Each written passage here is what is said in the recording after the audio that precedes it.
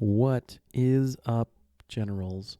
We're back with Ultimate General Civil War, and this is the J&P Rebalance Mod, Major General Confederate Let's Play. Let's not dally much, and we'll jump right in here. But if you'll remember, in day one, we established a defensive position and flanked to the hard right of the Union position, destroying as much of their artillery as possible.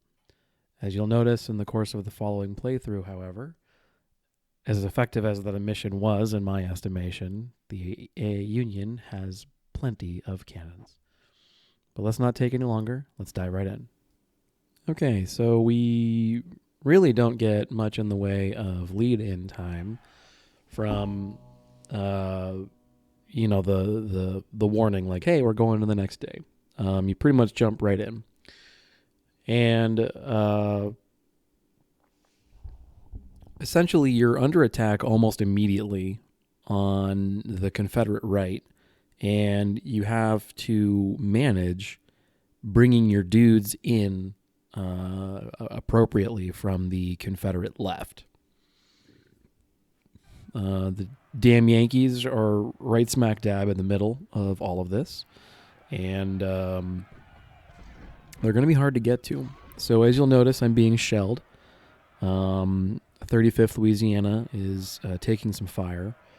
And one of the kind of frustrating or awkward parts about their position in the opener of the battle is I don't want to abandon that spot.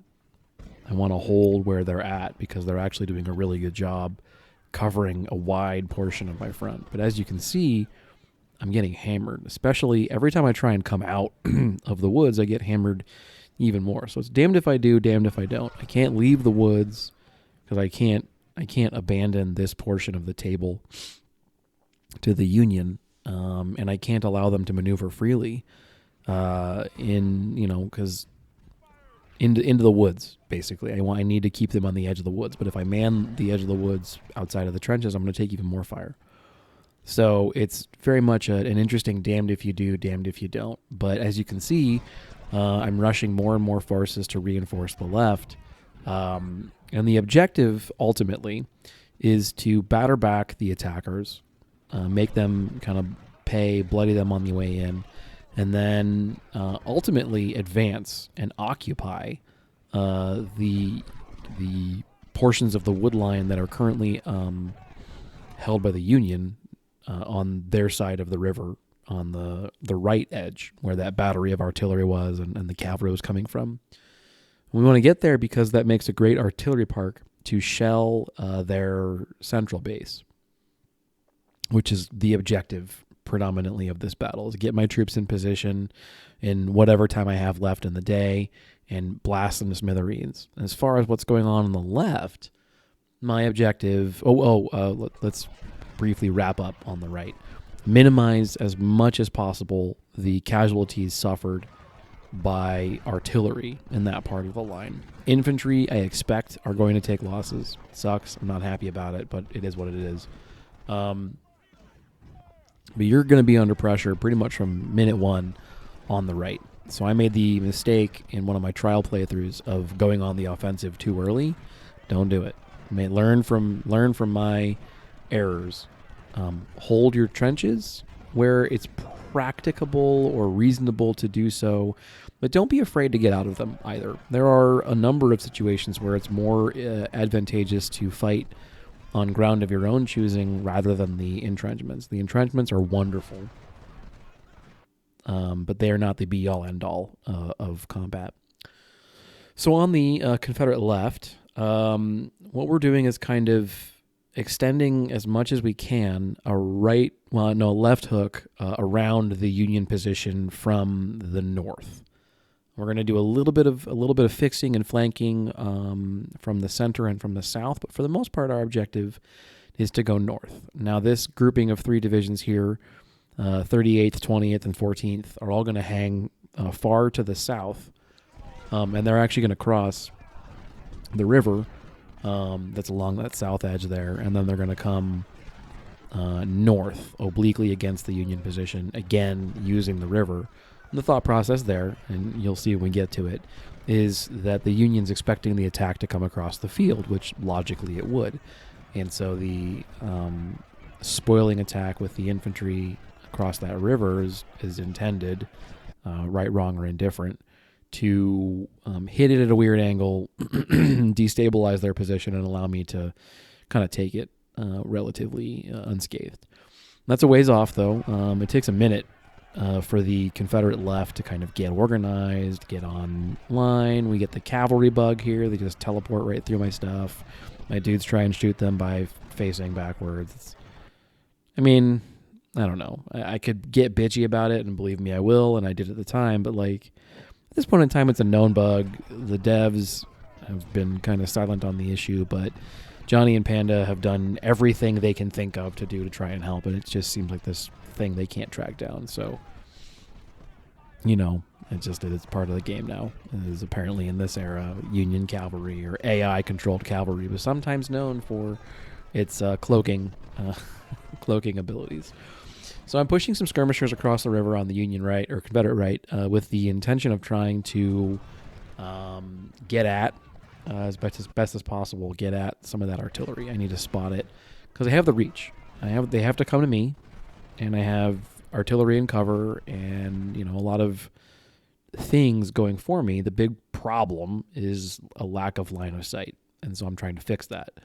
Additionally, you can see I've got 4 brigades, I think, maybe 5, probably 4, and MG Fiasco himself to the rear of the Confederate position, redeploying to support this southern thrust. There is eventually a Union push to the north, but it comes quite a bit later, and the ground in the south is it's frankly better ground to attack over. The position in the north, where I've got those 4 brigades of Fiasco's position, they have to cover some open ground and go uphill, go over a river, etc., to come at me. So they can attack in that direction, and later on they will. But you've got a minute basically until that becomes a problem, and so in the interim, your troops are more desperately needed in the south, as you can see. So that's essentially the situation. Is you're under pretty aggressive assault almost immediately on the side that you're defending with, who is probably the more battered of the two sides, because it's the one you initiated the attack with yesterday in game. And so, yeah, you gotta steward your forces and prepare yourself against the AI's, legions of 2- and 3-star soldiers that they've conjured out of the abyss, and fight them off. And of course, they've all got high-end skirmisher weaponry and everything else. So hopefully you get to capture some of this at the end of the battle. Plot twist, yes and no. I do okay as far as the captures are concerned, but it's not. That part of it isn't actually all that great, this fight. I get some good finds, but not a lot of really great stuff.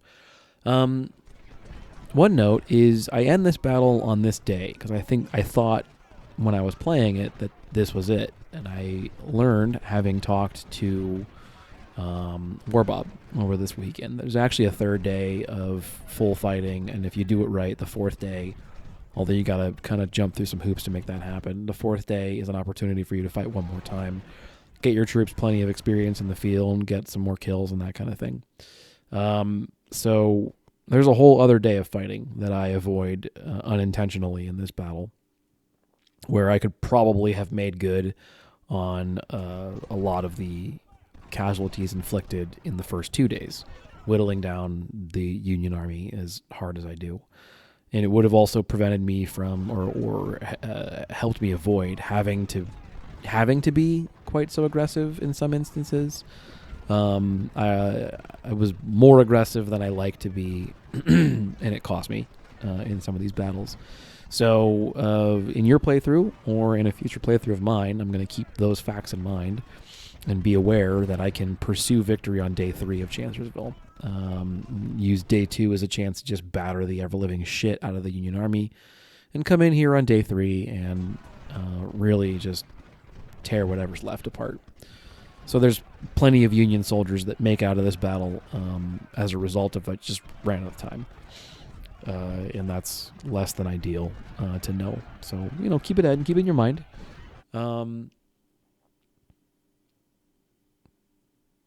Yeah. So it's still a very fun battle. I think actually slightly more fun than day 1. Day 1's fine. I don't have a major issue with it, but I struggle. I fight the map as much as anything else in day 1, and here I'm fighting the army. I'm fighting the enemy army. I'm trying to steward my resources, of which I always feel like I have just barely not enough, which is almost certainly design intention. And attempting to maximize my offensive punch while minimizing the risk, which is, basically force protection 101. I'd imagine there's nothing terribly unique about me doing that in this battle. But there's some battles where I feel fairly confident about my offensive ability, and so I'm kind of more kill. And in this battle, I really do respect the Union position. It's thanks in large part to the Rebel making trenches useful. Thanks in large part to the fact that the Union Army in this instance, by design or by chance or fluke, is doing an excellent job screening its artillery, except in these rare instances where it comes forward to try and blast at something it can't see. It's really phenomenal. This is a great battle, and day 1 is more just kind of annoying. It's literally an uphill climb. You're fighting line of sight issues that don't really make a lot of sense. It breaks my immersion a little bit, so all those things I wasn't wild about day 1 from a gameplay perspective, and there's nothing that the modders can really do about it. It's simply the nature of the map and the mission, and line of sight has always been kind of a weird, wonky issue for them to kind of balance around, and I've put points into recon because I want to prioritize being able to see stuff, and I've brought extra recon light infantry, and I have the Grenzers who are perked into recon versus melee, because initially the Grenzers were intended to be a melee unit. I like melee. I think it's very effective at being decisive. Shooting is great, and don't get me wrong, I like to shoot too. Shooting is a very safe way to inflict casualties upon your opponent. But melee has a finality to it. You can usually capture or wipe the unit if you're careful with it. And there's a very nice, I don't want to say feeling, but it's good when you shatter or capture one of these units. It feels good as a player. It feels like I'm being rewarded, because melee is very risky. You have to maneuver, you have to tire them out, you have to time the charge, it's all this stuff, right? But that's the gameplay loop of literally every war game that involves that tactical decision between shooting and melee. Melee is always more powerful because it's always more destructive, but it's also always more risky. It's the perennial issue in balancing Warhammer, right? A successfully managed shooting army like a Space Marines or a Tau, or all that kind of stuff. And we're not going to get too much into other nerd stuff in this channel, but successfully managed shooting army makes melee very difficult to work, and the nature of that game engine means that there's really only so much finesse they can bring into a lot of the unit abilities, and that's just simply the limitation of that game's mechanics, where it dictates the success or failure on a single D6, and just you increase the odds of success by increasing the number of D6s you're rolling. When I say D6, it's the number of sides on a die, so it's a normal, regular poker or Monopoly die. 1, 2, 3, 4, 5, 6. And in that system, 1 always fails and 6 always succeeds. So you're looking at really a 1d4 with the possibility for a what we'll call critical or hyper success. So you've removed a significant amount of granularity, and it's just a really simplistic system. I love Warhammer conceptually. The universe is fantastic, but the game is beer and pretzels. It's just get together with your buddies, blow off some steam, that kind of deal. But it runs into the same balance issue that Johnny and Panda and Dardis, when he was working on this game a couple of years back, have to work out. Is this game one that primarily rewards shooting or primarily rewards melee? And you have to bake into the game systems to encourage those things. The dream is to have them perfectly balanced against each other, but as far as I can tell, that's impossible. It's not impossible. It's just very, very difficult. The gameplay loop usually breaks down to melee is typically more offensively powerful, but it's also more dangerous, and you're likely to take higher losses on the way in, whereas shooting is safer, but because it's safer and because it offers it's able to do more with less risk, it therefore also offers a lower maximum payout. So less risk, less reward is but possibly more reliable is the shooting angle, and then melee is typically presented as the high reward or high risk but also high reward option. And in that game, if you get in Warhammer, for example, if you get charged by a unit of Khorne Berserkers or Assault Terminators or something like that, or Bloodletters, you're really gonna feel it. And in much the same way, much of the Union or defensive or human play in this game is trying to mitigate the amount of damage that a charging AI unit can do, or alternatively preventing it from getting into melee in the first place. And that's what I do a lot of. That's what I see a lot of other players trying to do. And anyway, yeah. So that's a game theory discussion, I guess, unintended. Nice tangent is the tradition of this channel for me to go off on some random, completely unrelated to the game in front of you or even the Civil War tangent. I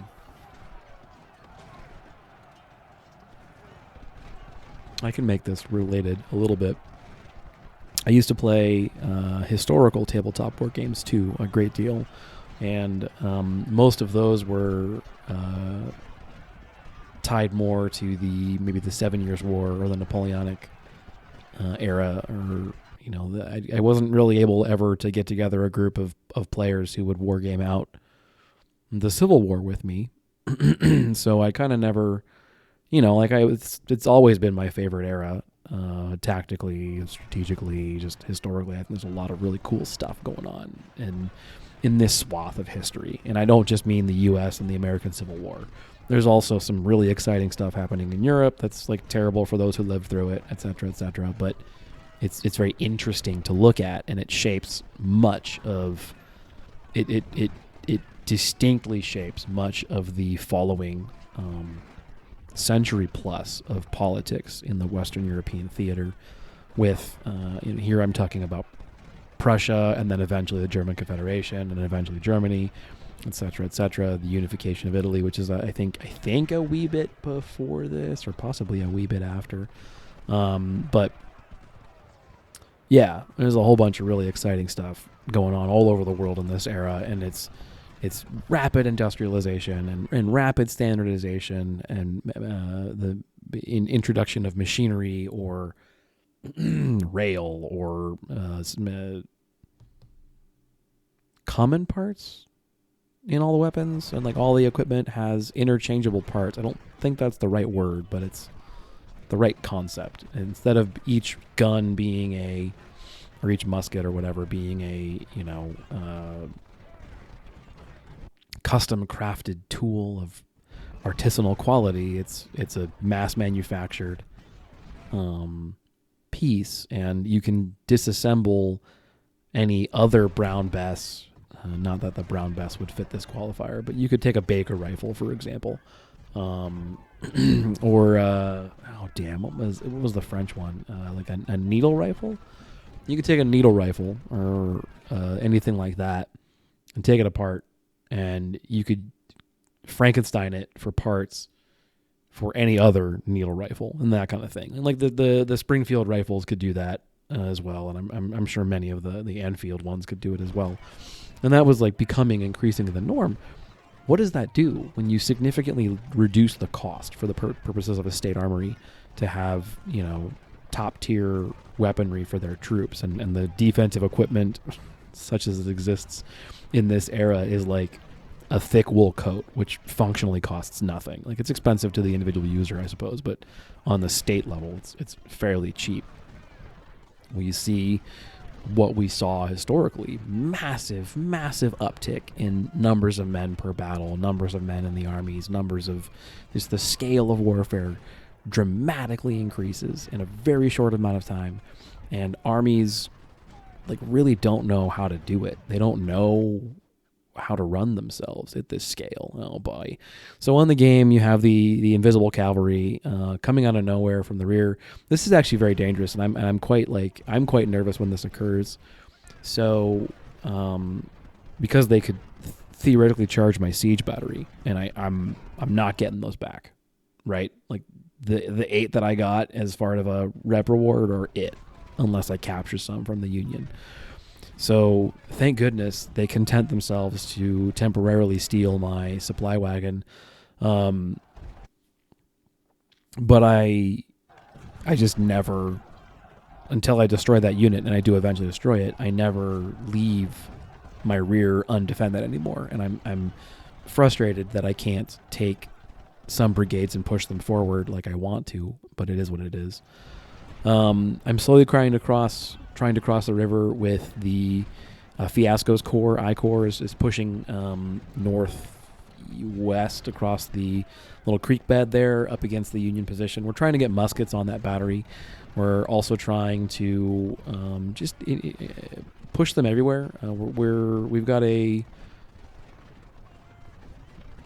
don't have a numeric advantage, but we have an initiative advantage on the field at the moment. And a lot of that comes from the fact that they have a truly stupid amount of their force concentrated around Chancellorsville. It is going to be a tough nut to crack. And until the very end of this battle, I don't really ever come close to actually cracking it, to give you an indication. So we're transitioning somewhat onto the offensive, but I'd like to be causing a lot more damage to the troops on the far left of the map.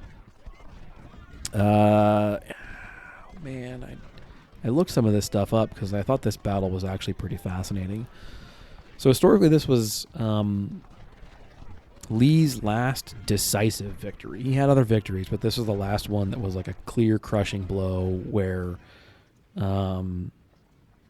the victory didn't cost him like what it was, a clear tactical and a clear strategic victory. So some of the other battles he fought, he would be able to claim a tactical victory, but one wonders if it was really a strategic victory. So Cold Harbor, for example, tactically he won that battle, but it cost him a lot at a time when the Confederacy was really struggling to maintain its manpower and maintain the quality of its troops and arm them, or let alone feed them, let alone arm them.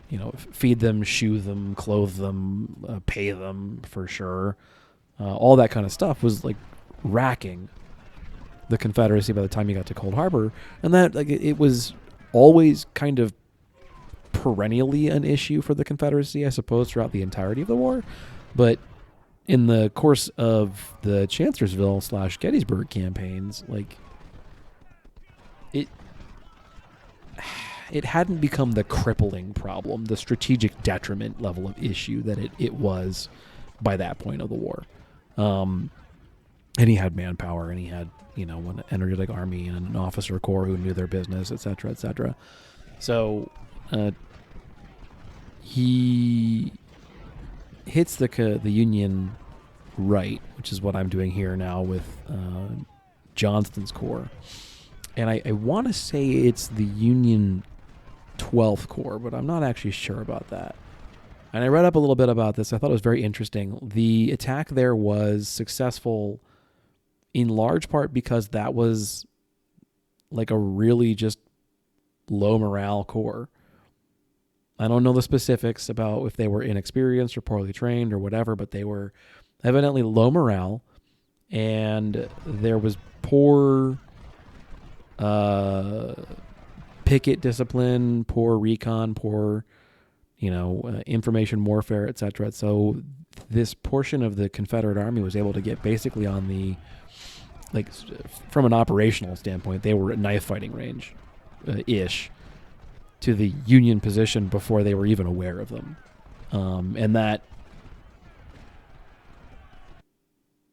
creates opportunity for initiative for the Union to really, or for the Confederates to kind of seize on that and trigger some psychological fear effects, because at the end of the day, these are not sprites. I mean, here they are, obviously, but these are not sprites on a screen who unerringly follow whatever idiotic dumb order I give them. They're men, and statistically speaking, some women masquerading as men who have loved ones and want to go home and are afraid for themselves, et cetera, et cetera. So when you think, I'm protecting the, quiet edge of the line, and even the Supreme Commander has put you there because he wants you out of the way, or in a place where he doesn't need to rely on you until he can fix whatever administrative issues have caused your particular unit to be of a lesser perceived quality, when all of a sudden you've got a corps of Confederates breathing down your neck, and that kind of a unit just isn't equipped or whatever led to handle that kind of situation, it creates panic. And panic is, I think, the worst thing an army can ever run into. And I panic here on screen. I have that cavalry coming into my rear. I've got very good infantry coming into my front. And I'm trying to get back to what I perceive as being safe territory. And there's a reason for this. I'm willing to cede. That's a very Confederate joke of me. I'm willing to cede some of the territory that I have attempted to take across this river because my probing has indicated that there are Union troops dug in the trees across that road from me. So I'm not going to ever make any meaningful progress unless I want to really push it, really move my guns, et cetera, to get into position over there. And frankly, I don't care enough about attacking in that direction. I don't have any, burning need to be over there when I'm fighting as hard as I am in the South. And I made a comment to one of the users on the YouTube channel, a guy who commented about whether I should use cavalry in this instance or not. And one thought that I'd had is I would be having a lot more luck. It's Kevin Harling who wrote me about the cavalry. So thank you, Kevin, for that really cool comment about the cavalry. You got me thinking, Kevin, about some ways that I could approach this battle in a different manner than I do here. I come very methodical, and I'm leaning very heavily on my cannon. Infantry is basically just a screen and a bullet sponge for the cannons in this battle. There's some dynamic maneuver in the opener, but for the most part, it's a methodical approach. And the AI won't really seize on that too much, and I can rely on the AI to more or less just like do what it does. But a real live human commander, you would, if you move that slow, no matter how heavy your force was, and like objectively, this is a pretty heavy force. This is line infantry and a lot of long range, very powerful, very heavy, effective cannons. This is a heavy force. From in the real world and against a human opponent, that would actually be the kind of thing I might seriously consider to be a detriment. And why do I say that? Forces that move that slow, like I'm moving in this battle, they move ploddingly, and you can very easily predict from where they are, where they're going to be in X, Y, Z time, whatever timeline you want to shoot for. Where are they going to be in a week? Where are they going to be in a month, etc.? Because they just don't have the flexibility or ability to maneuver quickly enough or flexibly enough. They lack agility. And my army here is pretty ahistorical. The Confederacy kind of always ran into issues keeping its cannons, supplied. Now it's not to the point where they were like, let's just put silverware in there and see what happens, that kind of stuff. They were able to make cannonballs and shoot them and that kind of deal. But they weren't able to do what I'm doing, which is just blast the Union off the table. They had to constantly think about, how can we win via maneuver? How can we win via psychological warfare or aggression? And I was talking about panic earlier. This is why I wanted to thank Kevin for the thought. So first of all, I'm fighting this battle 12 brigades down from where I could be. And that's because I, personally, me, the player, have misappropriated some of my career points. So I bring corps into this battle with a maximum size of 24 brigades per corps. So I've got 48 fighting brigades. I could have 60. And what that would do for this battle, for any of these battles, it would almost certainly push their scaling up. Cool, whatever, I don't care. Suddenly now I don't have to choose where I attack the Union. You notice how you look at my forces, I'm basically wrapping them to the south of their position, the west of their position, and I'm starting to develop my forces or my long-range reach in order to try and think about wrapping them from the north. But they're perfectly safe to the northeast. And I have no real ability to meaningfully attack them there. With 12 corps, I'd be able to just right-click and go. But with 12 more brigades, I have a lot more options across 2 corps, obviously.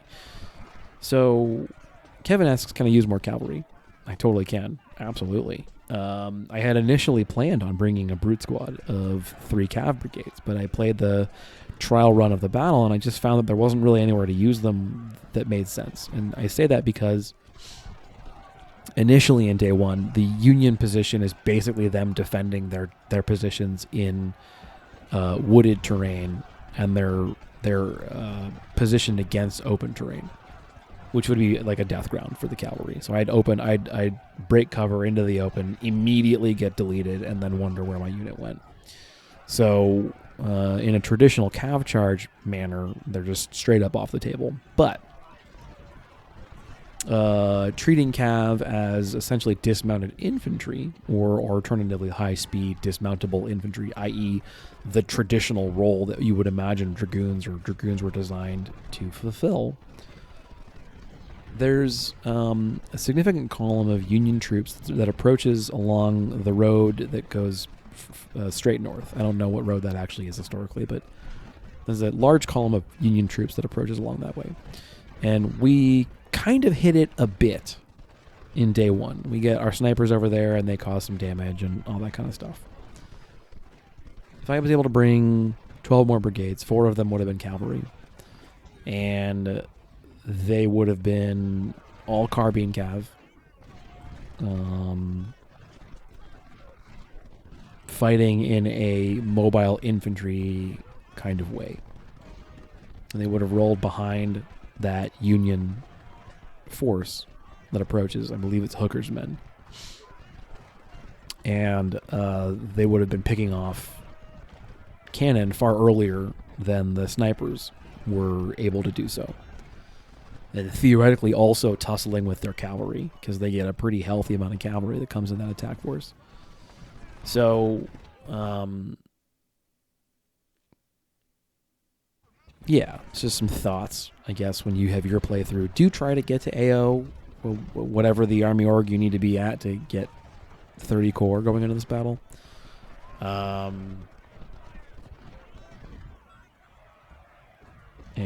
Yeah, keep that in mind. Historically, I don't think I would have had access to the kind of artillery needed to blast the Union out of Chancellorsville. And so instead, I would have had to figure out how can I win via maneuver. And this is why I think Lee is infamous or famous as a very aggressive, brilliant tactical maneuver commander.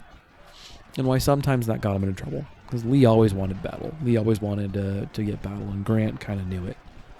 I don't know if he knew it, or just sort of lucked into some of these things. But Grant would offer Lee battle, and Lee would take it. And I don't think Meade really intended to truly fight Gettysburg like that. Like, he wasn't shooting for that battle in particular. It was just kind of, this is the battle we have. He wanted to fight somewhere else. But given the opportunity for a proper battle, Lee usually took it. And in this instance, every single textbook would have said, withdraw, fight another day. And that's because Lee was outnumbered, I think, quite literally almost 2-1. And the intent here of this battle was defeat in detail, I think. Or alternatively, blunt their nose, break their morale, and then get back out before they can really concentrate properly. And he does it. He pulls it off. He has the audacity to attack a force in entrenched positions 2 times his size. And he does it by cutting his command in half, which is insanity on paper. And if it had gone wrong, we would have been like, yeah, rightly so. If the historical account was that Lee split his army in 2 and attacked an entrenched defender, at Chancellorsville and got reamed, we would have been like, yeah, obviously, dude, come on, man. Like, who does that, dumbass? But it worked because he was audacious as all hell. And because Jackson was a phenomenal field commander. And that's why I think, like, I say it in my Union playthrough, and I can't expect all of you to have watched that. It was over. I mean, it was a year ago, I think, that I was at this point in the Union campaign. But I say it there too. I think that losing Jackson today, not today, but like in the game, losing Jackson at this battle directly leads to Gettysburg being a defeat for the Confederates. And I'll talk about that more probably if I remember during the Gettysburg video. But it's one of the I use the relationship that Jackson and Lee had, and then the disastrous results to the organization. I treat this as like it's a company of the Confederate Army at Gettysburg, with him not being there. And I use this in a professional context all the time. So on the battle, there's not really anything exciting to talk about in this particular battle. Like, I've done all my maneuver, and now I'm just working on getting lines of sight on stuff so I can blast it with artillery. I wish it was more exciting, but this is what it is. It's just a desperate race to blast their guns into the dirt before they cause too much damage to mine, and to place guns I don't mind losing in the place where they're the first obvious target. So I don't mind losing 10-pound Parrots, for example, but I very, very much mind losing 20-pound Parrots, and I would strongly debate reloading the battle if I lost even a single siege gun. So yeah, keep that in mind. I guess I talk about it in Gettysburg too, I'm sure. But essentially, Lee and Jackson have been fighting together for a long time. And I use this story in a project management and a organizational development kind of way, where I'm telling a story to try and motivate my team to build their relationships. And nowadays I seem to be working in marketing, as much as I keep on telling you guys I'm not a marketer. Like, I keep on working in marketing. So, all right, cool. But my background was political, is project management and team development. So Lee and Jackson have been working together since First Bull Run, or possibly even earlier. And the relevant portion, because I don't need the students or people I'm working with to be military history, even aficionados, to understand this, is that when, at this point in time, it's been 2 years of active campaigning or longer, when Lee gives Jackson a command. They have so much shorthand, and Lee has spent so much time fighting with Jackson that he kind of knows generally how Jackson's going to approach a task, or how Jackson tends to fight, or is Jackson aggressive in these kinds of situations, or is he defensive? Is that kind of thing. He's a known entity. It's the relevant point I'm getting into. He has what I call relational shorthand. So I have coworkers of mine who I know well enough that I know the kind of instruction I have to give them to get the result I want. Or alternatively, when they're giving me instructions, I have an idea of what they actually mean when they say these things. Because we as humans run into this problem all the time where we think we said something and the other person thought they heard something else entirely different. And we get frustrated as humans. This is a very natural thing for us to do.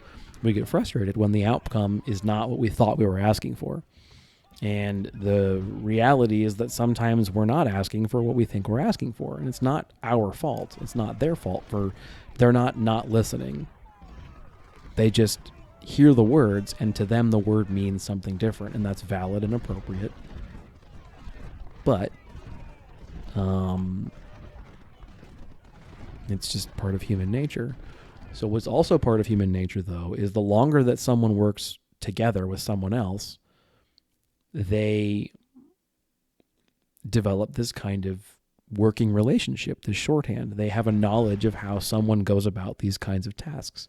And it empowers them to cut out some data that they know is going to be inefficient or not necessary when giving instructions. So Lee would be able to communicate to Jackson his wishes in an efficient manner because they had 2 years of a working relationship together, and they didn't need 30 pages of memos in a 4-hour meeting to communicate. I really need you to move into this town in Pennsylvania and seize the high ground on the first day before the Union gets there. And when Lee says, if practicable, he's being polite. But you need that high ground, and it really almost doesn't matter what it costs you to get it. And I think Lee knew Jackson knew that and would understand it. And when I want to believe Ewell is the name of the commander takes over, he gets told if practicable, and Ewell believes it's going to be hard and therefore doesn't. And the Union is able to establish a commanding position. And Meade is a phenomenal example. I use him all the time as well in these seminars. And I tailor this stuff where if I think that the audience is not going to be even a little bit interested in military history, obviously I tell something else about a different company or a different project or something. But if I think the audience is interested in military anything, I go and I just run with these stories because they're so visceral to an American audience that I don't need to fill any other details in. And that is another example of that sort of cultural shorthand. Meade rolls up on the battlefield, and he didn't want to fight here, but it's good enough. It's not perfect. It's not the battle he wanted. There was apparently some other site he wanted that would have basically been like putting the Confederates between a rock and a hard place where they either attack this inattackable, position, or they give up the assault and they return back to the Virginia, tail tucked between their legs, and they call it a day. And that's what Meade wanted. But the ground here was, while not perfect, good enough. And that's, I think, what made Meade this just phenomenal commander, the right commander on the right day. He didn't let not perfect be the enemy of good enough. And he was rapidly able to adapt what he wanted in a vacuum when he was planning to what the reality on the ground presented to him. And this is a thing that I use all the time when I'm talking about in projects, resiliency when running into roadblocks. Because very often I run into these situations where, that's not very often, it's often enough that it's noteworthy. I run into situations where a project in the real world runs into a roadblock or a problem or an unintended consequence of one of the issues, and they get the steam pulled out from under their, or the wind pulled out of their sails, or the steam pulled out of their engine, or whatever. And every project's going to have these issues, inevitably. Even if the business analysts do their absolute best and they ask every question they can in designing, a marketing plan or a software solution or literally anything, you're going to run into the issue where the analysts forgot to ask a certain question, or they didn't ask the right question, or the people they were asking didn't understand the question, or didn't know how to properly answer the question. And long story short, right, there's 1,000 ways in which you can, with the best intentions at heart, find yourself having fallen short of information gathering or planning before an operation kicks off. The Allied Army failed to properly plan for the bocage, hedges in Normandy, but they figured it out. It sucked for a bit, and then they found a solution, and they were fine. And they weren't fine, but they got past it. And that's kind of how it needs to be. That's how you need to be. And Meade wasn't in love with the battlefield at Gettysburg. It was good enough, but it wasn't great. But he could put together his fish hook, and he could do his thing, and he could win. And you think back a lot, what would have happened if Lead managed to take the high ground? Or even on day 2, if he'd managed to take a Little Round Top, he could have made good on what happened with Ewell. I don't think Ewell was a bad commander. I don't think he was, he just had a different kind of style, a different priority. And so when Lee gave him the orders he did, Ewell interpreted them as he should have, as an intelligent, rational, adult human who can hear words and then know what they mean for the most part.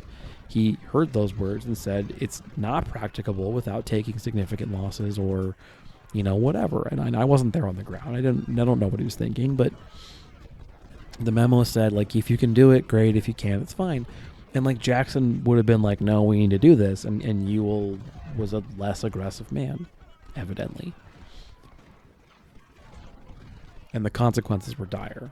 And the Confederacy never really recovered from, the battle at Gettysburg. So, as a military, organization, it never really recovered from the losses on the commanders that it lost there, the brain drain, so to speak, the experience lost, etc. So I talk about these things. About how when I work in the world, I see all the time clients or companies that I work for or work with or whatever, their documented business process is, we asked Jerry or Bob or Susan or whatever, right, about these files. And when I ask them, what's the official policy? What do you do with this file when you get it? What do you do with a request for this kind of data or whatever when you get it? And they say, we give it to Alan.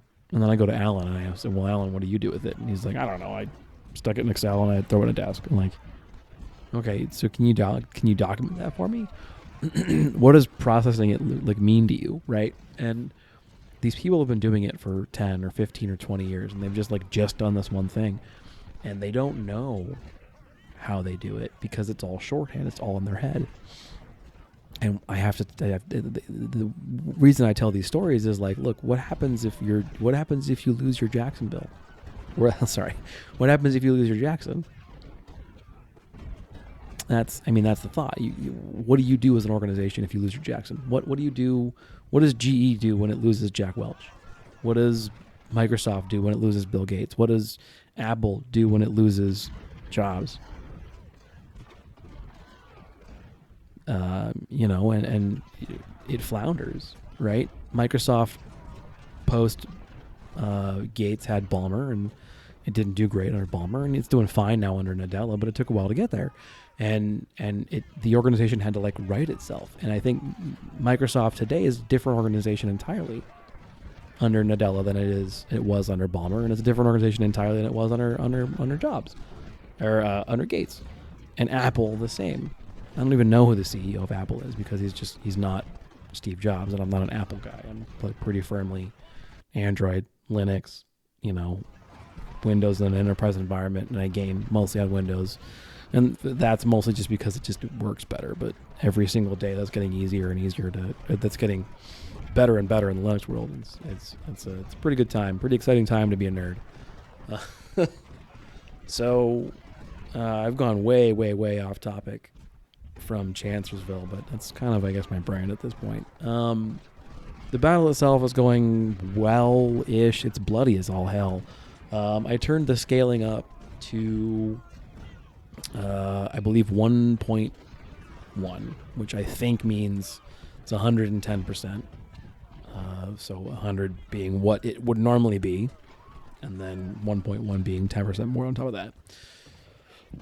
And I initially tried it at 25%. That was too much. And this felt about right, because I took heavier losses than I ever have taken percentage-wise. But I feel like it's something I can recover from. And we'll find out when I cap the point here in a little bit.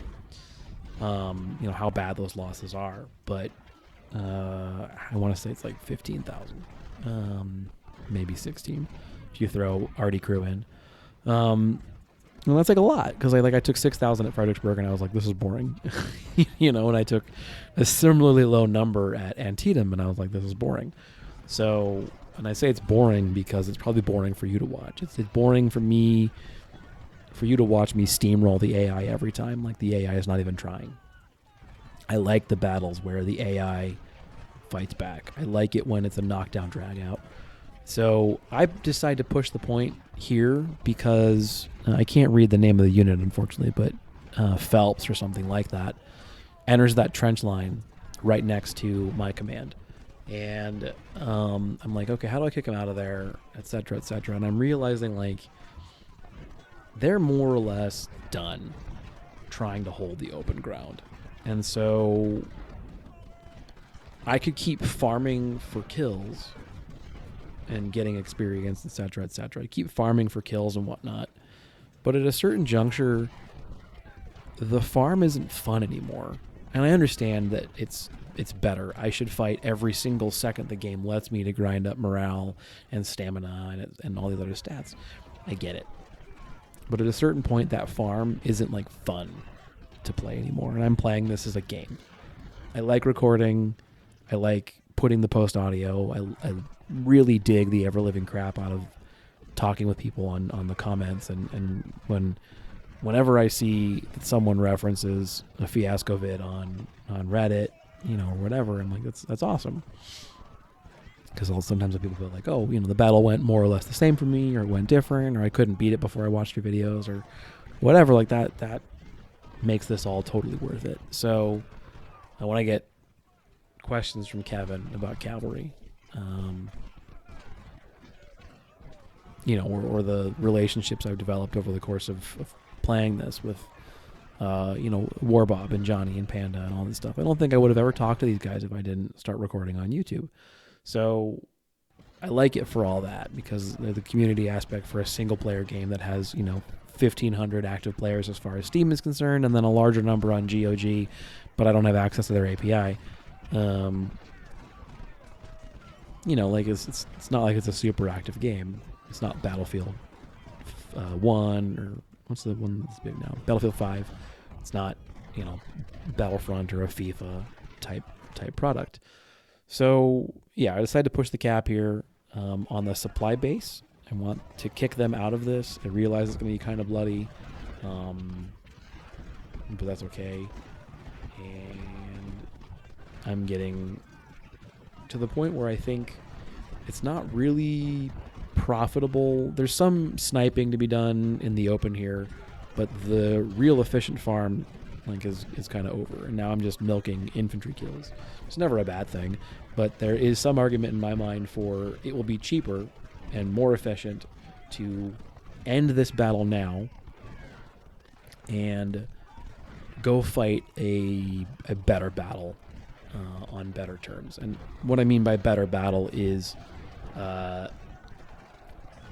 there's like with all the woods and the weird lines of sight and all that kind of stuff, there's not really like a dream moment here. Not like a dream location where I can farm in this location and get like lots of really easy kills or lots of effective kills or whatever. So every minute on this battlefield, every little bit of killing sometimes costs me some, or they've got great cover, or they've got great defenses, or they've got, I can't see anything, or whatever. So this is one of the battles where I kind of want to just end it.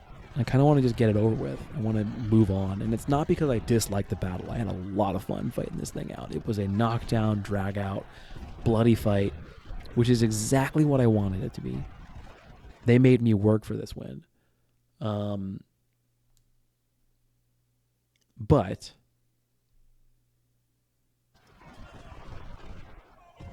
it was also a bloody knockdown drag out. And I wanted to extricate my army from this battle as soon as practicable. So I decided to kind of cap the point, wrap it up, retreat where I needed to in order to protect my army, and then get out of here because the farm was no longer profitable in my mind. We push up on the objective. We try and evict as much of the infantry from around that farm as manageable because there's a recon point there, and that opens up a lot of opportunities for me, etc. But in so doing, I also know that now there's a timer on this battle, and that's whatever we get in the next 20 or so in-game minutes is basically it. And I'm perfectly fine with that. I'm okay with whatever that's going to end up being, but because I don't have a really good way to attack whatever's left. And I take that recon point and I realize there's still this much left. And I'm like, let's just get out of here as soon as we can and be done. So, because they've got 3-star troops dug in the woods. I'm going to give that a big fat no thank you. And just be like, you know what? This is fine. We're good. So this is basically Chancellorsville. Like I've talked to Warbob, there is a day 3. So check out, if you're playing, check out his channel. There's probably a way where you can just farm that defensive terrain around the objective and go to day 3 and kill off the rest of this army then, which is probably really profitable. So keep that in mind. And, keep your army safe. I'm going to probably try and record Salem Church live. We'll see. If it's not conducive to any kind of good commentary, I might not. I think I do a better job of keeping it interesting to listen to when I'm recording in post audio, because when I get really into it in live recording, there's huge swaths of just the game sound or silence, and that doesn't seem like it's good or particularly interesting for you guys. So we'll keep that in mind for the recording.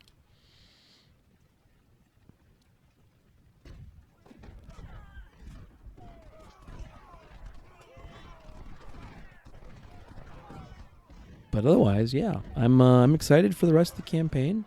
We're gonna do Salem Church, and then there's whatever side battles there are. And I think it's Gettysburg after this, because if it's 2 May, I don't remember how long. I keep getting it back and forth, whether it's June 3rd or July 3rd that the battle ends on or is fought on, but it's around that time frame, so it can't be all that long. There can't be that many side battles. We got, a month, 2 months between now and when the battle's supposed to go down. So there probably won't be that many side battles. Here we go. This is what we do. So 13 and change for the Confederates, minus 33%. It means about, I don't know, 9-ish, give or take. We capture 18 parrots, 10 ordinances. We rescue some Blakeley's, thank goodness. There's a lot of money, some 20-pound parrots, some scope Whitworths, which the union shouldn't have access to. It is what it is. It's fine. And I get really frustrated that I can't go to the camp. I hate that part of this.